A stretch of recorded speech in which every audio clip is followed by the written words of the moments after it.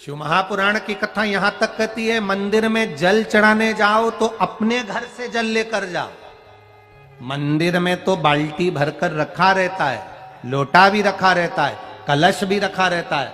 मंदिर का पानी भरकर, मंदिर की बाल्टी में से जल भरकर शंकर भगवान को नहलाना सरल है।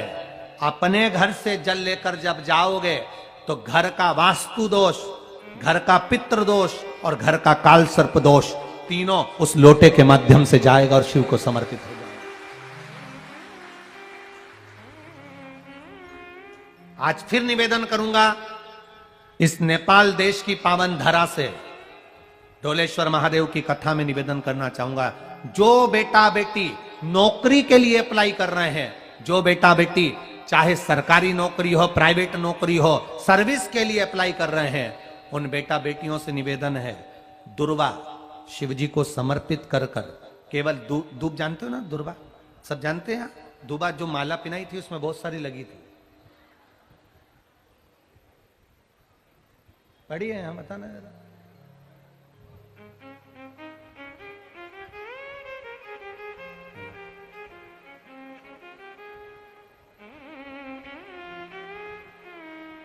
दुर्वा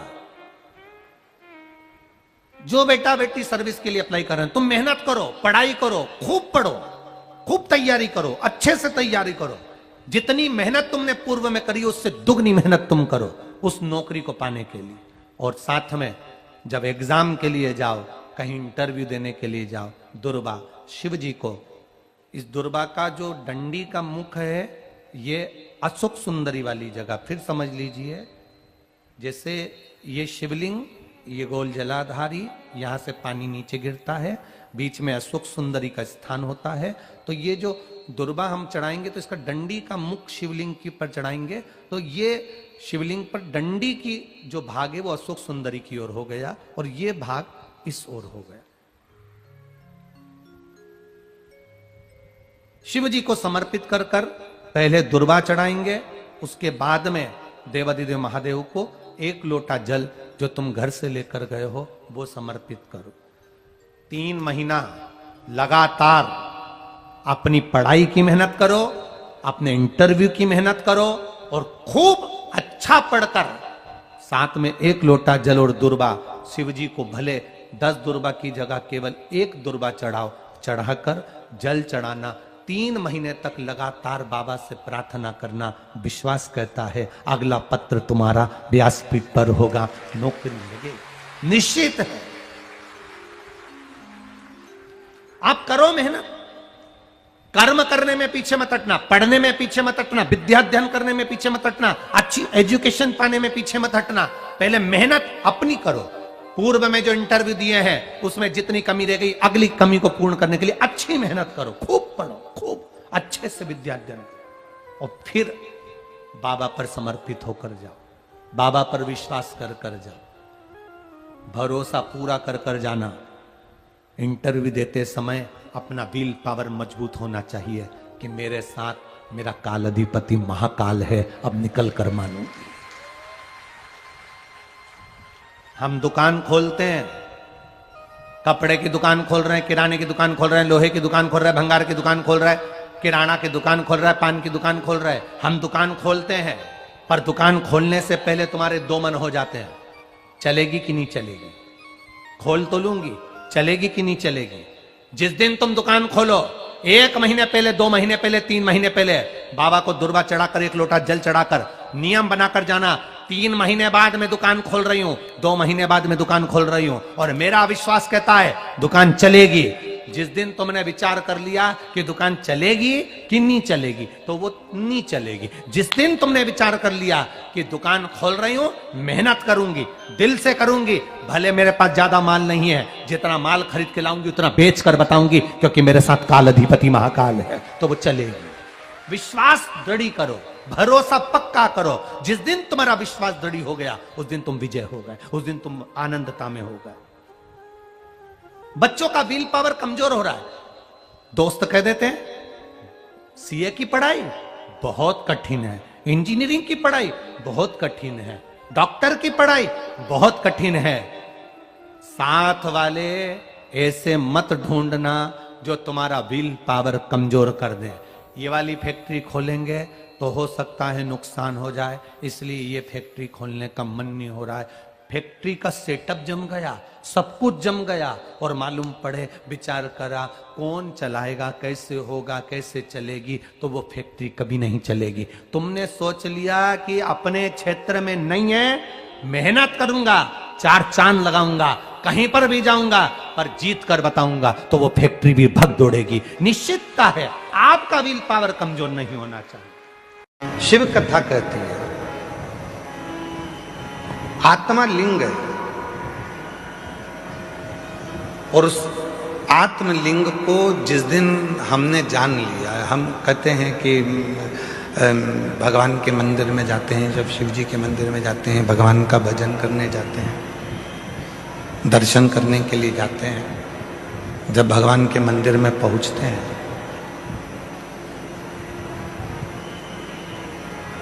क्यों कहते हैं कि लोग कि गुरुजी एक लोटा जल और सारी समस्या का हल, ऐसे कैसे हो सकता है, कैसे हो सकता है? शिव महापुराण की कथा कहती है कि वो एक लोटा जल सारी समस्या का हल ऐसे होता है, घर से जब हम जल लेकर चलते हैं तो भगवान देवादिदेव महादेव के पास में भरोसा लेकर जाते हैं, विश्वास लेकर जाते हैं।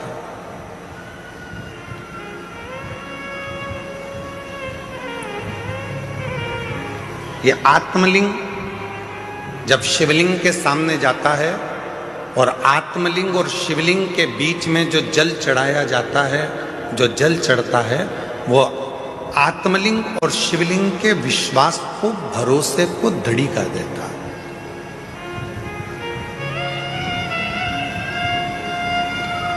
फिर दुनिया का ऐसा कोई काम नहीं रहता जो आप कर नहीं सकते, दुनिया का ऐसा कोई कार्य नहीं होगा जो आप कर नहीं पाओगे, फिर वो कार्य पूर्ण होता ही, वो कार्य सफल होता ही।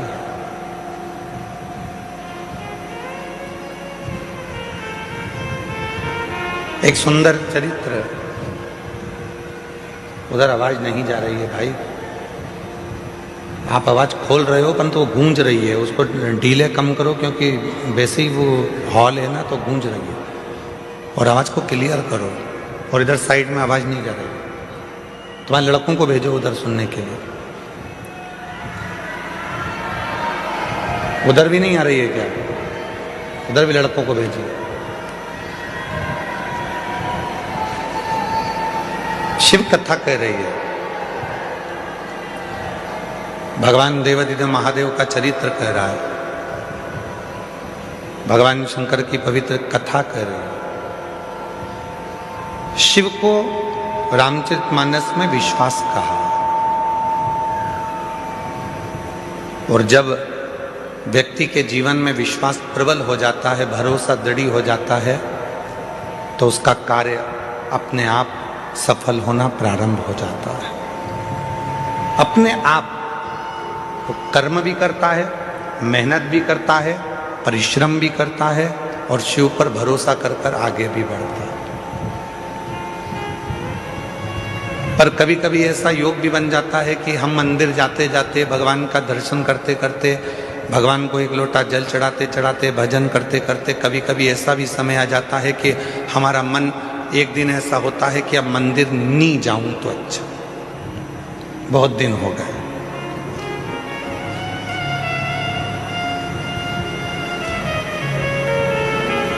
रोज कथा सुनते हो,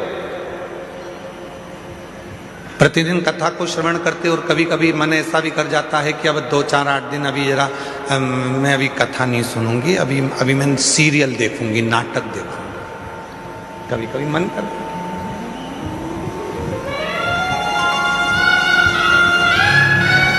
रोज ही तो सुनते हैं, प्रतिदिन तो श्रवण करते हैं, तो अब मैं कथा ना सुनकर मैं नाटक देखूंगी, सीरियल देखूंगी। आवाज गूंज रही है, खींच के बोलना पड़ रहा है, आवाज को क्लियर करो, आवाज।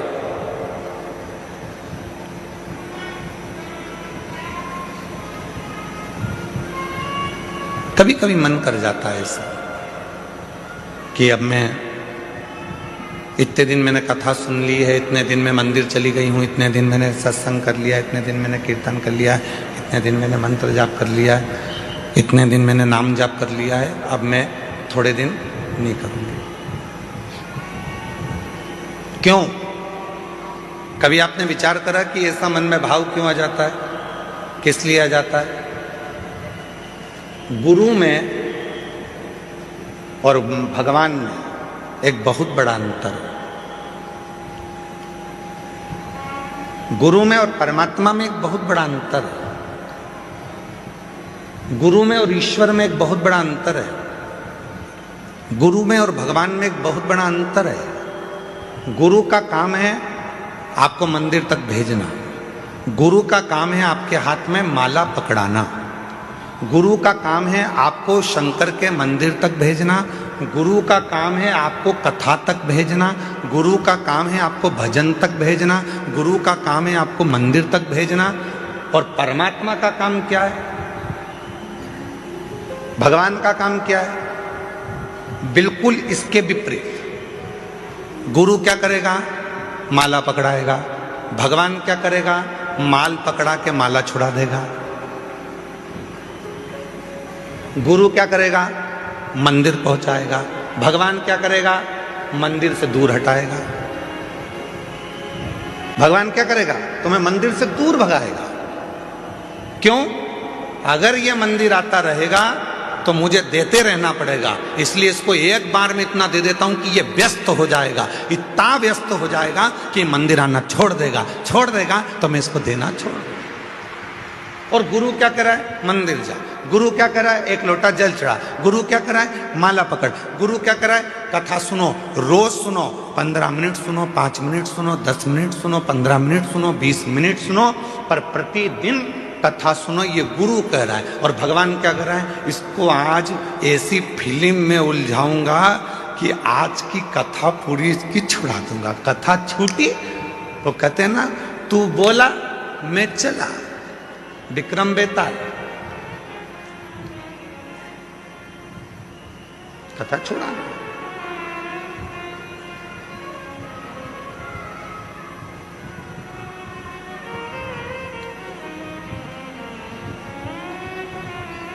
गुरु मंदिर भेज रहा है, गुरु शिवालय तक भेज रहा है, गुरु परमात्मा के पास भेज रहा है, गुरु सत्संग में भेज रहा है, गुरु परमात्मा की भक्ति में भेज रहा है। और परमात्मा मंदिर को छुड़ा रहे हैं, माला छुड़ा रहे हैं, सत्संग छुड़ा रहे हैं, भजन छुड़ा रहे हैं। अगर ये भजन करता रहेगा, सत्संग करता रहेगा, नाम जाप करता रहेगा, स्मरण करता रहेगा तो मुझे देते रहना पड़ेगा। वो छुड़ा रहे। पर मेरी जीजियों, मेरे जीजाओं, मेरी बेटियों, बेटाओं, मेरे बुजुर्ग माँ बाप, एक बात को याद रखना अपनी जिंदगी में, कितनी भी उलझन जिंदगी में आ जाए और कितनी भी दौलत जिंदगी में मिल जाए, आप शंकर भगवान के मंदिर जाना मत छोड़ना। वो तुम्हारी उलझन मिटाना नहीं छोड़ेगा। वो तुम्हें सुख भी देगा, आनंद भी देगा, खुशियां भी देगा, सारा वैभव भी देगा, सब कुछ प्रदान करेगा और तुम्हारे जीवन के सारे दुखों को, सारी तकलीफों को, सारे कष्टों को मिटा भी देगा।